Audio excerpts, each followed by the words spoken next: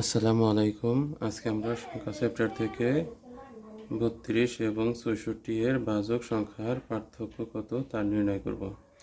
প্রথমেই আমরা 32 এর ভাজক সংখ্যা নির্ণয় করব।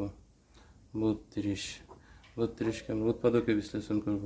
2 দিয়ে যায় 16, 2 দিয়ে যায় 8, 2 দিয়ে যায় 4, 2 দিয়ে যায় 2। তাহলে কয়টা থাকে আমাদের দেখতে হবে। একই সংখ্যা কতবার আছে?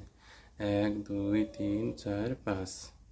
তাহলে 5 আছে, 5-এর সাথে 1 যোগ করলে হয় 6। অতএব আমাদের 32 সংখ্যাটিতে ভাজক সংখ্যা আছে 6টি। এখন আমরা বের করব 64 এর ভাজক সংখ্যা।